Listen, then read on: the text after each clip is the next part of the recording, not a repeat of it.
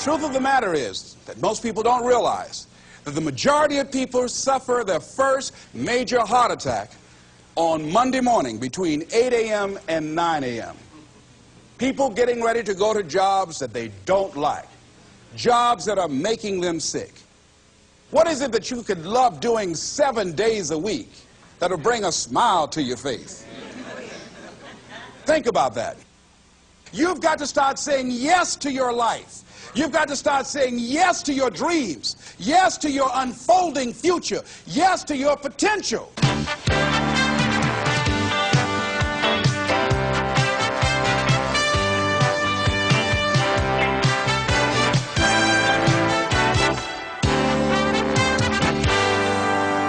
Les Brown's business is changing lives. He touches thousands of people each year.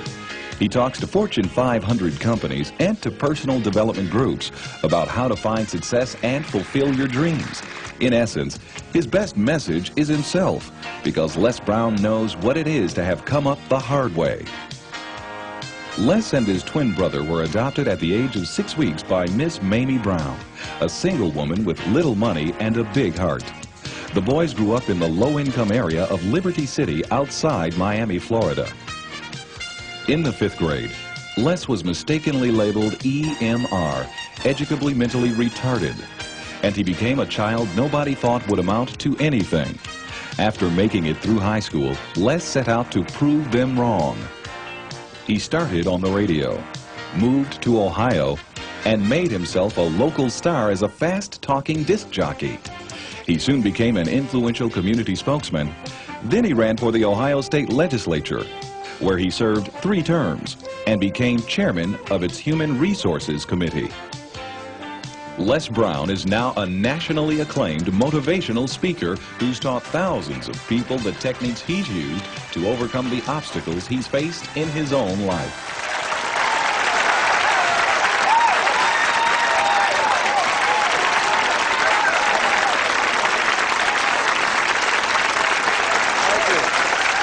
Thank you very much. Thank you. You guys look like you're ready. Repeat after me, please. This is my decade. This is my decade. You know, every year I used to say, this is my year. But ladies and gentlemen, one good year won't be enough for me. How many of you can use a good decade? Raise your hands, please.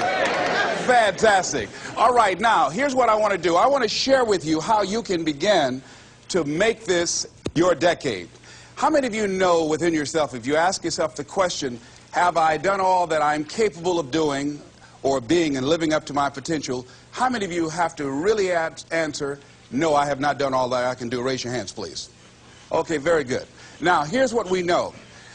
That people don't do what they know in life, but what they do is they operate within the context of the vision they have of themselves. So what I want to share with you is how to begin to get a larger vision of yourself and how to begin to make this your decade. Because in order to do that, it's going to be very challenging. It's going to require a lot of work on your part, an ongoing process of personal and professional self-mastery. And it's going to require that you begin to see yourself worthy of the requirements in terms of effort, in terms of commitment, in terms of action, in terms of preparation, or whatever it is that you need to do in order to take your life where you want to take it.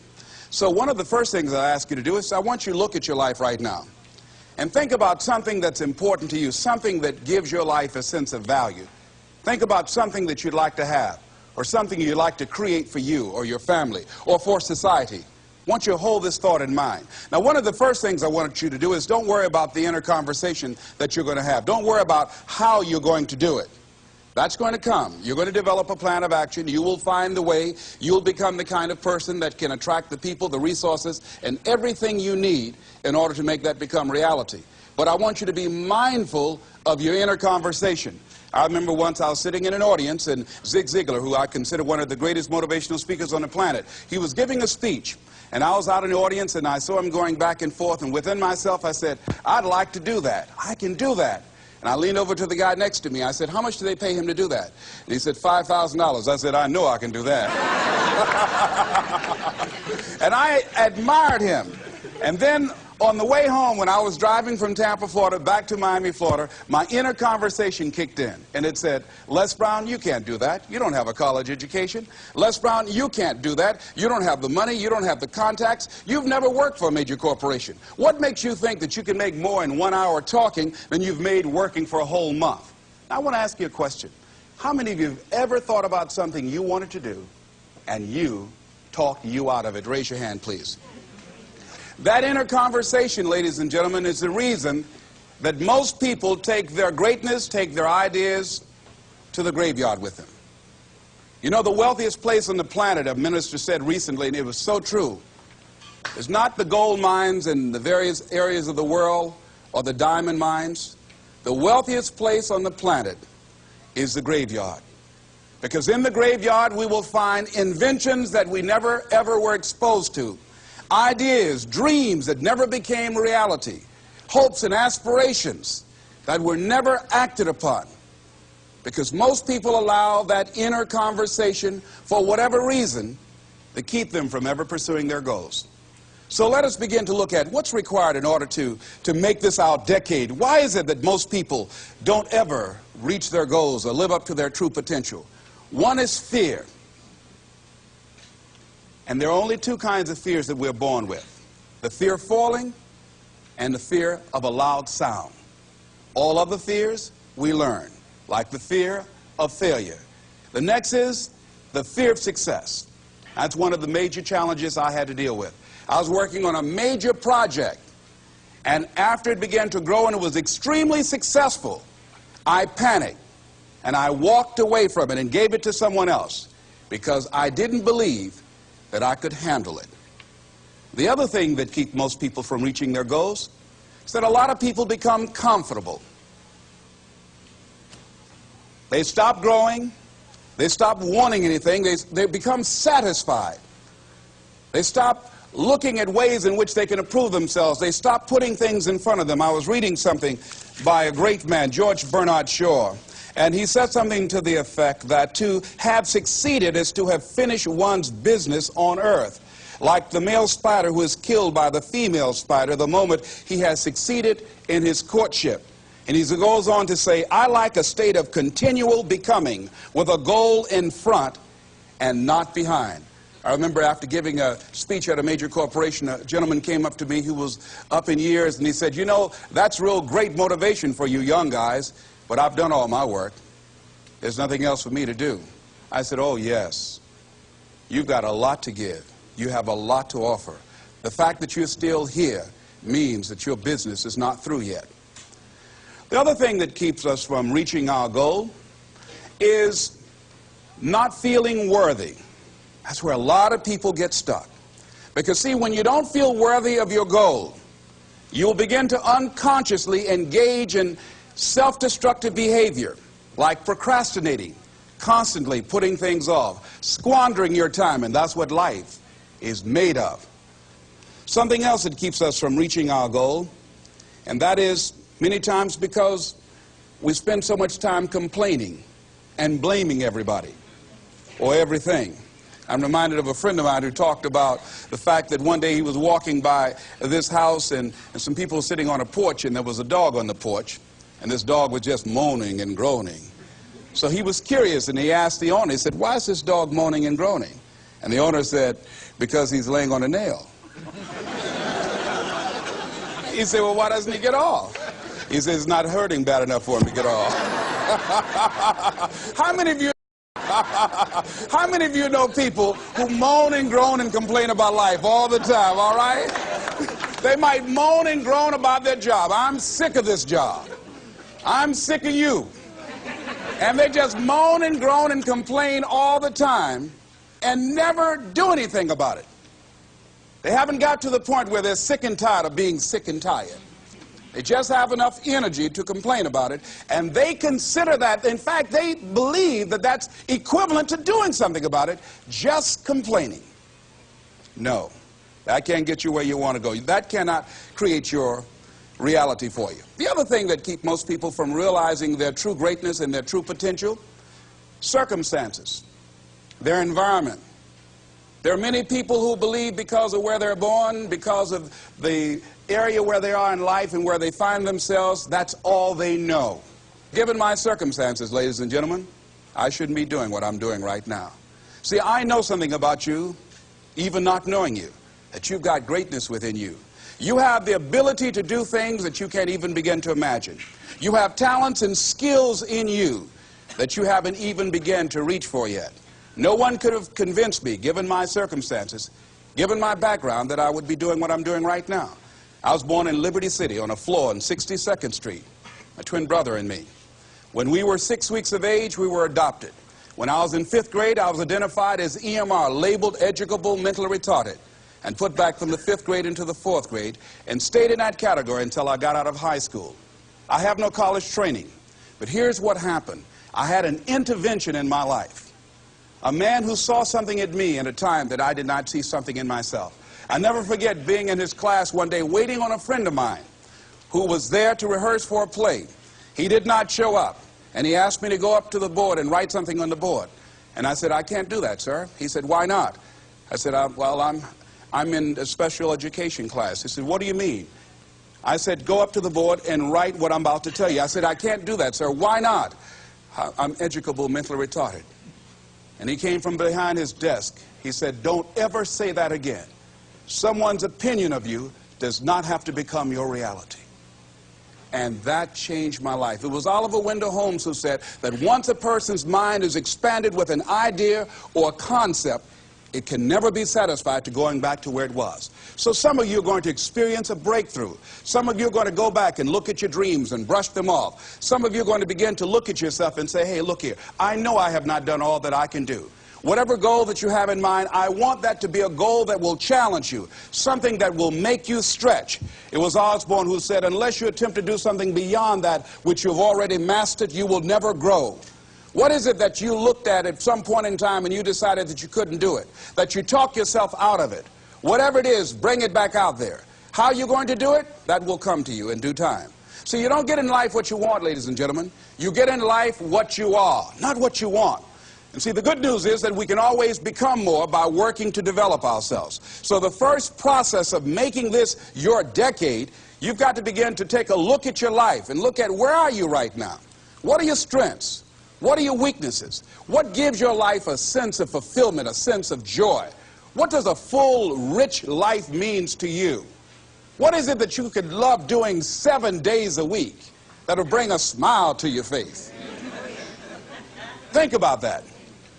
In all the areas of your life, your professional life, your personal life, your family life, your spiritual life, what is it that you'd like to have? Once you begin to determine that, that takes you to the next step. And that is, once you decide what it is that you want, now you've got to decide that you deserve that. Repeat after me, please. I deserve the best that life has to offer. I deserve to find my purpose in life. Shake somebody's hand on your right and left and say, find your purpose.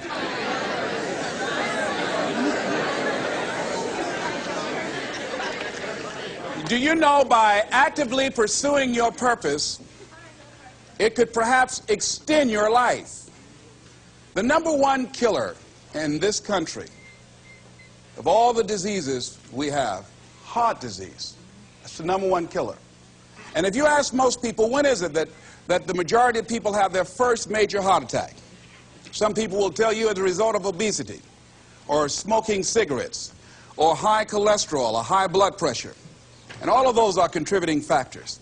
However, the truth of the matter is that most people don't realize that the majority of people suffer their first major heart attack on Monday morning between 8 a.m. and 9 a.m.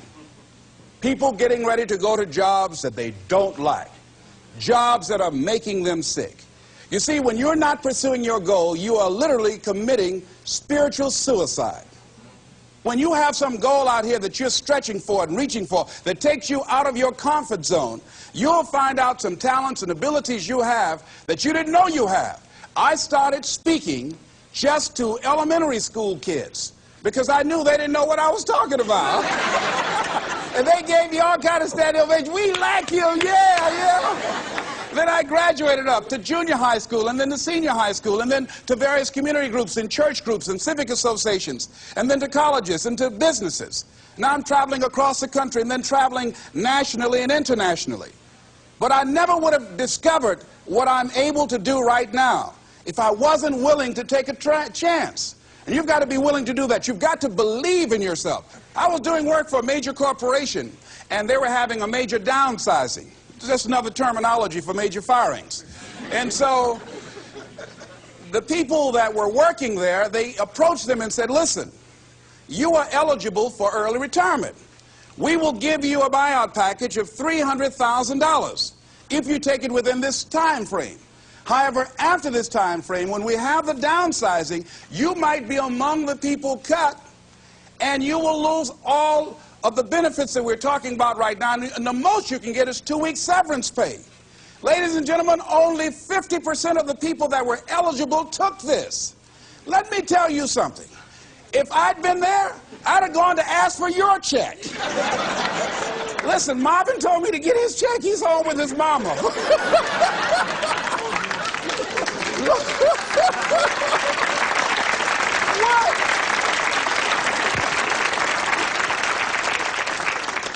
I would have taken that money so quick and had other people checks. They said, Les got your check. See, ladies and gentlemen, life is too short trying to play it safe. It's too short and unpredictable, being miserable. It's too short for that. Here's the thing.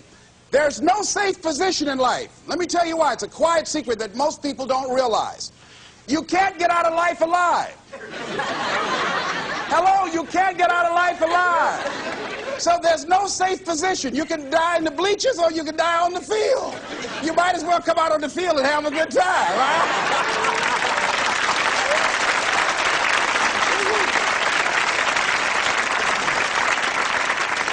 So if you want to make this your decade, you've got to decide to be bold. See, you got to be bold in life.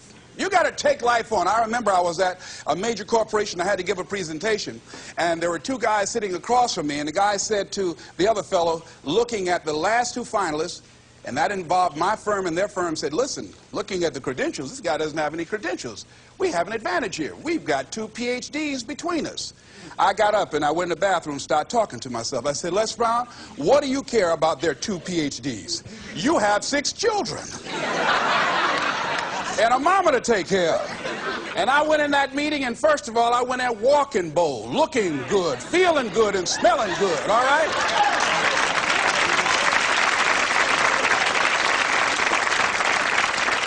And I sat across that table, and we started negotiating, and I operated in a spirit of absolute certainty.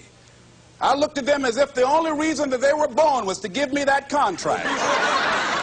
They survived 1 out of 9 million sperms to carry out this transaction. And I got the contract. Hello.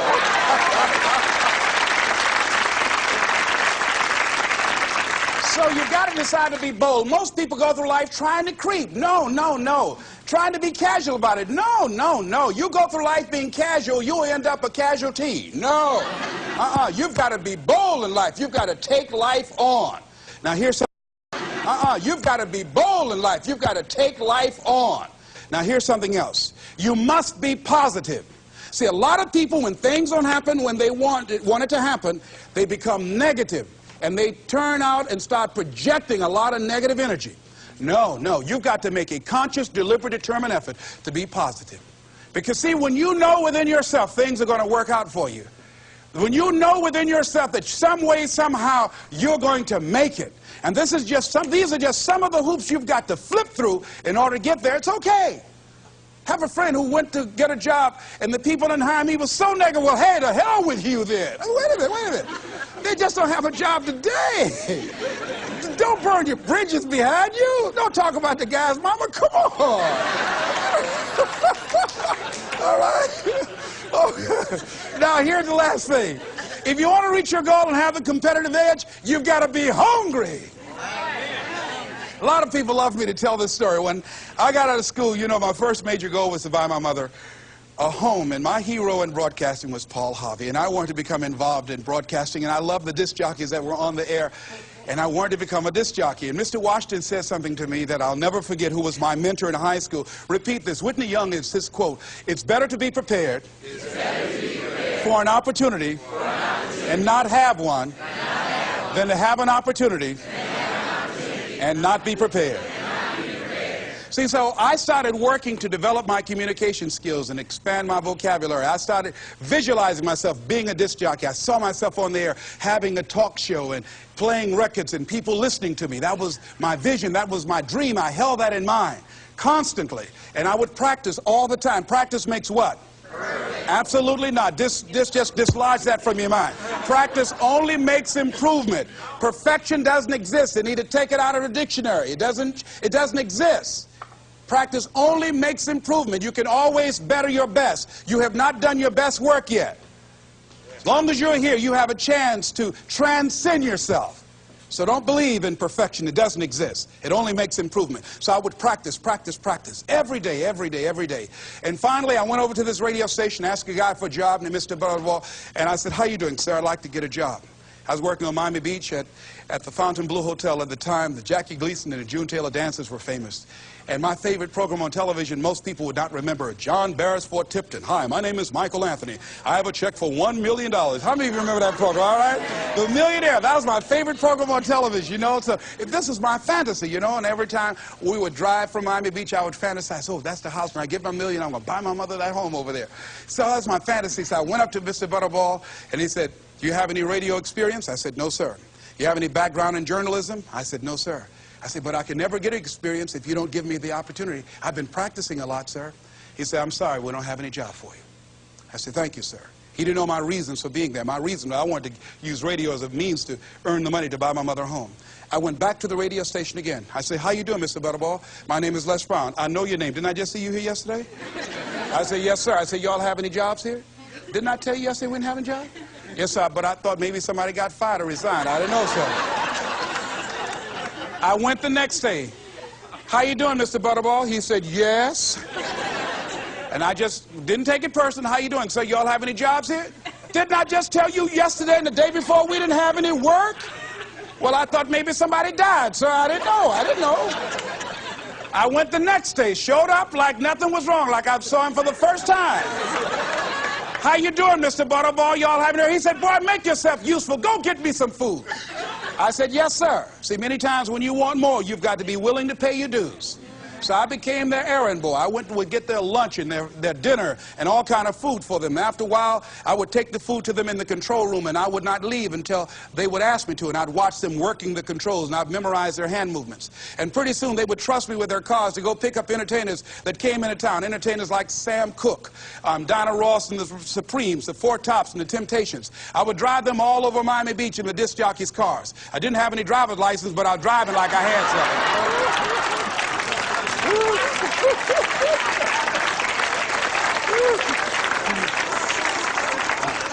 Finally, one day I was at the radio station, and a guy by the name of Rock was drinking while he was on the air. It was a Saturday afternoon. I was the only one there. None of the other jocks were available. And I was looking at him through the control room window, saying, drink, Rock, drink. Drink, Rock. I'd have gone to get him some more if he'd asked me to. Drink, Rock. Pretty soon the phone rang. It was the general manager. I said, hello? He said, Les, this is Mr. Klein. I said, I know. He said, Rock can't finish his program. I said, I know. He said, would you call one of the other DJs to come in? I said, yes, sir. I hung the phone up. I said, now he must think I'm crazy. I called my mom and my girlfriend, Cassandra. I said, y'all come out on the front porch and turn up the radio. I'm about to come on the air.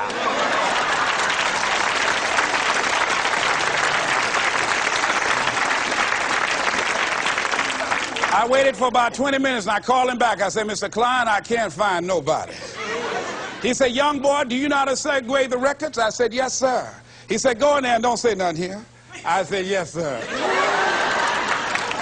I couldn't wait to get behind those controls. I put the headphones on. I said, look out, this is me, LB, Triple P, Les Brown, your platter playing papa. There were none before me, and there will be none after me. Therefore, that makes me the one and only. Young and single and love to mingle, certified, bona fide, indubitably qualified to bring you satisfaction, whole lot of action. Look out, baby, I'm your love man. I was hungry.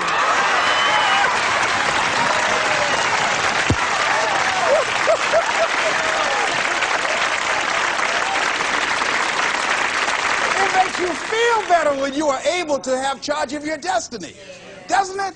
Gives you a good feeling. It gives you choices. You can do more things. See, my first major goal was to buy my mother a home. I feel like Abraham Lincoln, who said, all that I am and all that I ever hope to be, I owe to my mother. And I said to my mama one day, I said, Mama, when I become a man, I'm going to buy you a home. And you won't have to go to work every day. You won't have to work. You just sit down, Mama. She was getting up, getting dressed to go to M&M cafeteria. I was just following her around. I said, watch, Mama. One day you won't have to leave here to go to work no more. It's raining outside. You won't have to go to work in the rain. You just do what you want to do. Like stay home and fix me sweet potato pie. My mama fixed the kind of sweet potato pie you can't eat with your shoes on. You have to take your shoes off so you can wiggle your toes, all right? But that was my dream. That was my passion. I saw that, and that drove me. That was my reason for being. So one of the things, in order to make this your decade, in order to reach your goals, you've got to find some reasons that make you strong, some reasons that will make you hang in there when times get rough, because they're going to get rough. It's going to be very challenging. Whenever you decide that you want to grow, whenever you decide that you want to go to another level, all hell will break loose. Everything that will happen, rather that can happen, will happen, and at the worst possible moment. They call it Murphy's Law. See, whenever you decide that you want to go to another vibration, it's like when you get into an airplane. The first thing they tell you to do is do what? Fasten your seatbelt. Because you're going to experience some turbulence when you're going up. And some of you are already experiencing that turbulence. Don't be frightened by that. See, whenever you decide you want to go to another level, you've got to fasten your psychological, your mental, and your spiritual seatbelt. Because it's going to be a while before you experience a comfortable altitude. You're going to get there. It's there. But you've got to go through this phase here. This is how you grow. This is how you develop. See, life is like a roller coaster. Sometimes you're up, sometimes you're down. Sometimes things go well, and sometimes they don't go well. But in the down moments, that's when you discover who you are. During the down moments, see, in this prosperous time, you put it in your pocket. In the lean times, you put it in your heart. And that's when you discover who you are. So find 5 reasons that empower you. Why is it that you deserve your goal? What are the 5 reasons that you won't give up when life catches you on the blind side? When the messenger of misery visits you, what are you going to do? What will keep you in the game when life knocks you to the canvas? See, the Buster Douglas that fought in the last fight was not the Buster Douglas that fought Mike Tyson. See, the Buster Douglas that got knocked down while fighting Mike Tyson had gotten out of an alcohol recovery center. His mother had died. His wife was ill with a terminal illness. He was considered a nothing, a bum. So when he got knocked down, Buster Douglas had a reason to get back up, because he said, I'm dedicating this fight to the memory of my mama. But when he fought the last fight that he had, and he got knocked down, and he had a guaranteed $24 million in his pocket, whether he got up or not, he just said, hurry up and count me out.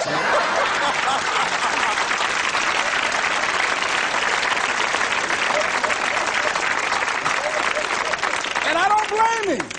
Why get hurt? He said, no, why'd you leave so soon? Somebody's about to get hurt, me. So you've got to have some reasons that when life knocks you down, and it's going to. Hello, it's going to knock you down. When people disappoint you, and that's going to happen. When they betray you, and that's going to happen. When they lie to you, and that's going to happen. When they say, oh, you can count on me, and they won't show up, and that's going to happen. When you want to throw in the towel and give up yourself, and that's going to happen. When life collapses on you and catch you on the blind side, it drop you to your knees and start choking you. You got a dream? No, I ain't got no dream. And that's going to happen. What reason can you remember that you can call on, that you can reach on, that can make you get back up? Find that reason. Because when life had knocked me down, I said, life, I'm doing this because I want to make my mama proud of me. I'm doing this because I want my children to have a better life than what I had. I'm doing this because all my life I've been told I'd be a loser, that I wouldn't make it. All my life I heard people say, make me take them back to the welfare department. I'm doing this to make them a lie. I believe, like Frank Sinatra, he said, the best revenge in life is massive success. I'm doing this so I can become massively successful. And with that kind of courage, with that kind of affirmation and reason to empower me, I got a saying that when life knocks you down, try and land on your back, because if you can look up, you can get up. All right?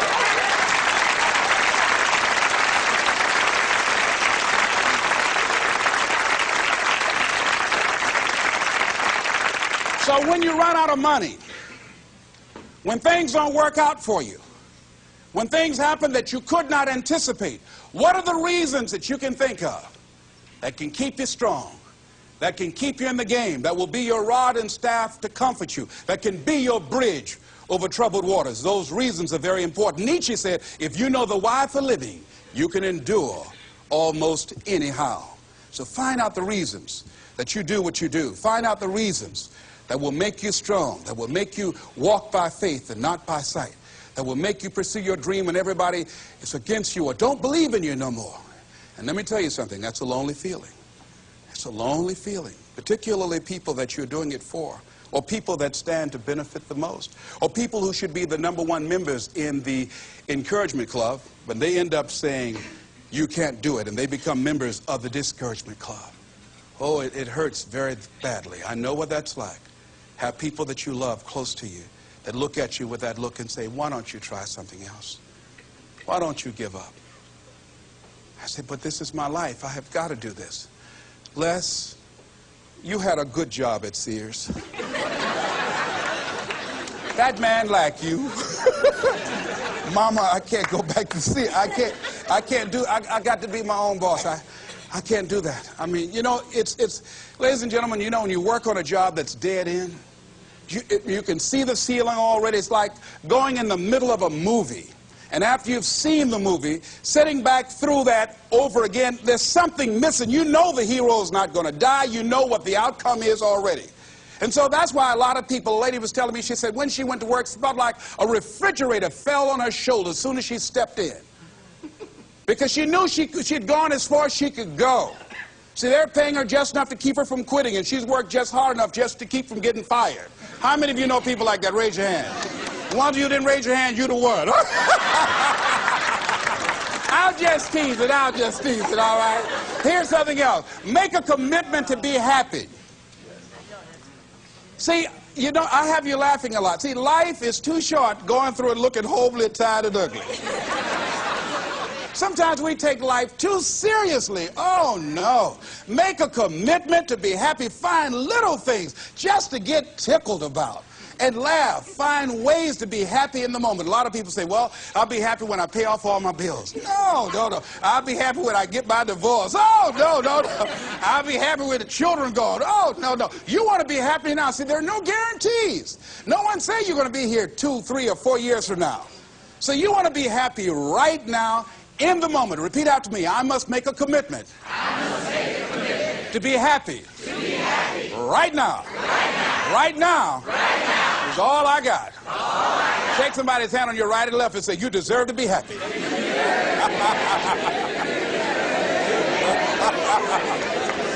Make a commitment to be happy, because life now has new meaning for you. Just enjoying the sunset, or just looking at life, looking at nature, going for a walk. It's the little things in life that counts. Here's something else that you want to begin to do in order to make this your decade.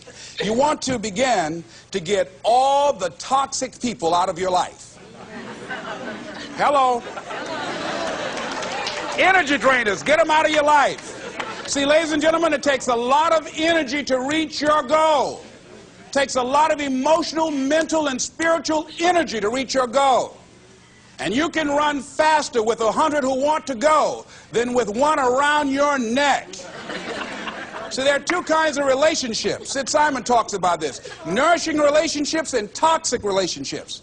Nourishing relationships are the relationships that inspire you. They motivate you. They bring the best out of you. Toxic relationships are relationships with people that always criticize you. All they can do is find fault. All they can do is just exploit your weaknesses. All they can do is remind you of the mistakes that you've made in the past. These people are bad for your health. Toxic people can run your blood pressure up. One apple can spoil a whole barrel. One negative energy drainer can spoil your whole life. I know people whose lives have been ruined because somebody wasn't good for them. See, there are some people that aren't good for you. Hello?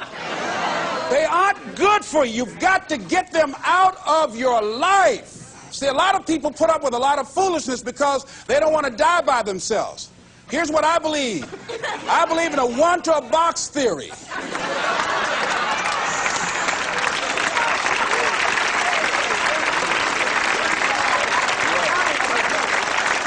ask this question of yourself. Make a list of who you communicate with most and ask yourself the question, what kind of person am I becoming because of this relationship?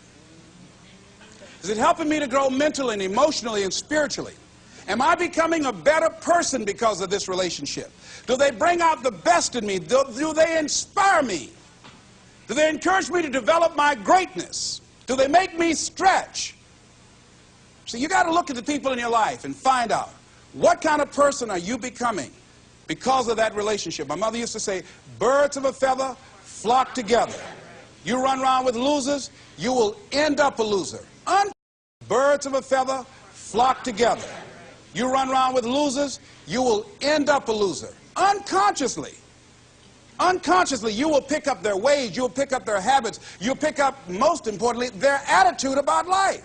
If you're around cynical, negative people all the time, you will become cynical and negative. So you got to watch yourself. Many of us are living out the lives of other people, living out their conclusions, living out of their consciousness. The other thing is that you begin to looking at your life and looking at what it is that you want to achieve. Another crucial thing that you must do is align yourself with powerful people. Align yourself with people that can encourage you, people that can empower you, people that you can learn from, people that you can grow from. That's very important. See, if you have people around you that can contribute to your growth.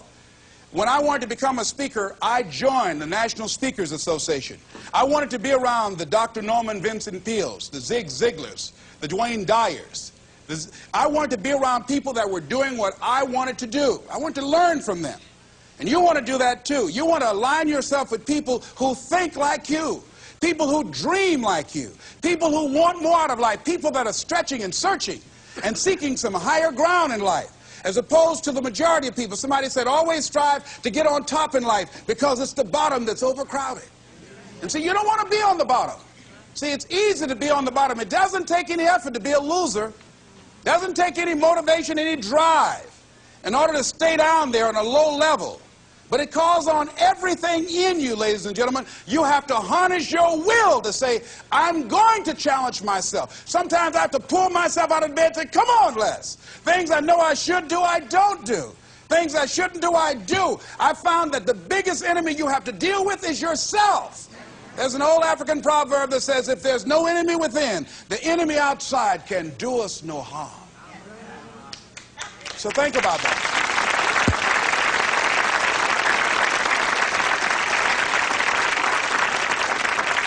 So as you begin to look toward making this your decade, as you begin to look toward making your life different, as you begin to look at yourself, you've got to redefine yourself. Who are you right now? And who must you become in order to create what you want? What has to change about you? What is it that you're doing right now that would be a liability for you? As you begin to look toward the future and take inventory of yourself, what is it about you right now that you've got to leave this behind because this no longer fits? Looking at where you want to go and the kind of person that you must become, the kind of standards that you have for you. What is it that you must do differently? Repeat out to me, please. If you want to keep on getting what you're getting, keep on doing what you're doing. See, that doesn't take an Einstein for that one. All right? It makes sense unless you change your pattern, unless you change the way you're thinking, unless you change your behavior, you're going to continue to produce the results in your life. See, all of us are winners, but some of us are producing results that we don't want. And so all you have to do is look at your game plan, look at your strategy. How is it that you have been being? What is it that you've been doing to produce this? So you're the director, you're the producer, you're writing the script, you're the star of your life. And as you begin to look at your life, you can decide whether or not it's a smash or whether or not it's a flop. That's in your hands.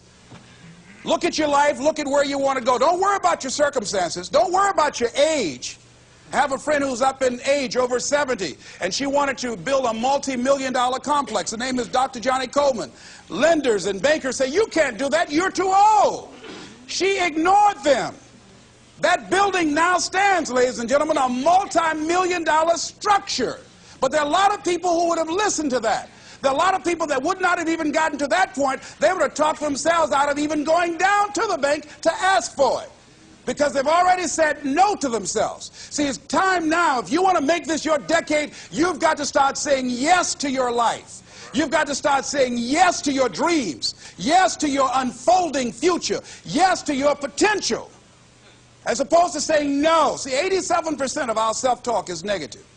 So you've got to make a conscious, deliberate, determined effort to say yes to your dreams. Why not? Why not me? Don't spend time like most people going through life complaining. Don't try and get on talk shows and tell everybody how life has done you wrong. Here's what's happening in the audience. 80% don't care, and 50% glad it's you.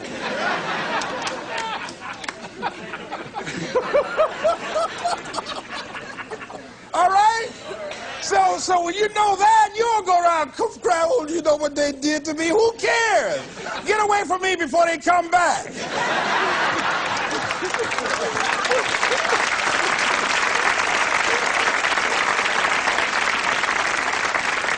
I had a friend of mine that said something that's very important. He said, hey, it doesn't matter what happens to you. The only thing matters, what are you going to do about it? That's all that matters. Okay, life knocked you down. What are you going to do about it? How long are you going to sit there and say, you know what they did to me? How long? Who wants to hear that racket? Use that energy to get up from there and move on and get on with your life. You got to learn to let the past go so you can grow. Many people never act on their dreams because they allow their past experiences to determine what their possibilities are. Whatever you've done in the past, that's not a reflection of your possibilities. That's just a reflection of your consciousness. That's just a reflection of your development and your growth. The future is unfolding for you right now. The future is unlimited for you right now. No one knows where you can go. No one knows what you're capable of or what's possible for you. You don't even know that. I had no idea, ladies and gentlemen. No one could have convinced me that I was able to do this. I'll never forget, I was speaking in Detroit, and a high school friend of mine saw me afterwards, and he was backstage. He said, I can't believe it's the same person. And I thought for a moment, and I said, it's not. The person you know, he's gone. He doesn't live here anymore. We have the power to change our personal history, changing the direction of our lives, changing our thoughts, changing where we want to go, exploring new horizons. So as you begin to look at this decade and affirming that this is your decade, as you set goals that will make you stretch, that will bring out the best in you, as you begin to remove the negative, toxic people from your life, as you decide to take some chances in life, and that's one of the things that's very important. Viscard said, if you're not willing to risk, you cannot grow. And if you cannot grow, you cannot become your best. And if you cannot become your best, you cannot be happy. And if you can't be happy, then what else is there? I'll never forget when I reached my first major goal of buying my mother that home. I'll never forget what it was like, and you're going to have this experience when you reach some major goal. When I drove up to the house and I got out and I gave Mama the key, and I said, Mama, this is for you. I'll never forget the look on her face. She said, oh my God. No one could have convinced me when I adopted y'all that this would happen. She said, oh, thank you. She said, and you caused me so many damn problems. I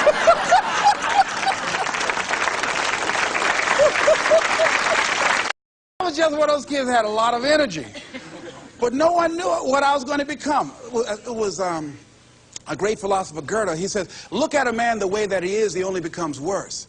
But look at him as if he were what he could be, then he becomes what he should be. And what Mr. Washington did was he looked beyond my faults and saw my needs. And he said, I see something in you. And I was there, oh God, I hope he's right. And I want to live up to his expectations. See, no one rises to low expectations. Finally, here's one last thing I'd like to leave with you. If you want to make this your decade, find some cause that you believe in. See, this is my profession, but my greatest joy in life is working with young kids. Every Monday, I fly up to Chicago to work with 600 young kids at Christ Universal Temple Church, working with them to develop a sense of purpose and direction with their lives. We've developed a training program. If they're addicted to drugs or alcohol, we help them to get into a permanent recovery program. If they're not, we help them to develop a vision of themselves where drugs and alcohol does not fit. I love it when I go into the Cook County Jail and see the look on these young men's faces, the anger and the self-hatred. And then when we leave there, see the difference in them as we begin to touch a spark in them as Mr. Washington touched in me. And you cannot put a dollar price on that. That's my reason for being. What is it that you would like to give the planet? What is it that you'd like to leave here? See, someone paid a price for us to be here. I believe that we live in the greatest country in the world that gives us an opportunity to make a difference in life. We are blessed to have been dropped off on this part of the planet. A friend of mine was in Manila and saw a bumper sticker say, "Yankee, go home and take me with you." So as you begin to look at your life, decide, what kind of legacy do I want to leave? What kind of statement do you want to make with your life? What 3 things you want said when you die? What contribution do you want to make? I don't know what you want to do. I don't know what you want to achieve with your life. Here's what I know about you, and about you, and about you, and about you. That you have greatness within you. That you have things and gifts and talents that you've been bestowed with. That as you work consciously, making a conscious, deliberate, determined effort to cultivate and bring them out and develop a sense of purpose in knowing that your life can make a difference and decide to make and leave a legacy with your life. I say to you that the planet will never be the same again because you showed up. As you begin to look toward the future and affirm that this is your decade, this is what I like to leave with you that I'm known by. It's become my motto. And it says simply this: what do you want to do? My goal is to be the best son that I can be to my mother. My goal is to be the best father that I can be to my children. And my goal is to create a drug-free America, be the best motivator that I can be. Yes. Whatever your goal is, this is what I like to leave with you. It says simply this, that if you want a thing bad enough to go out and fight for it, to work day and night for it, to give up your time, your peace, and your sleep for it, if all that you dream and scheme is about it, and life seems useless and worthless without it, and if you gladly sweat for it and fret for it and plan for it and lose all your terror of the opposition for it, and if you simply go after this thing that you want with all of your capacity, strength and sagacity, faith, hope, and confidence, and stern pertinacity, if neither cold poverty, famish, or gulf, sickness, or pain of body and brain can keep you away from the thing that you want, if dogged and grim you besiege and beset it, with the help of God you'll get it. This is Mrs. Mamie Brown's baby boy, Leslie Calvin Brown, saying it's been a plum-pleasing pleasure as well as a privilege. Thank you all, dear.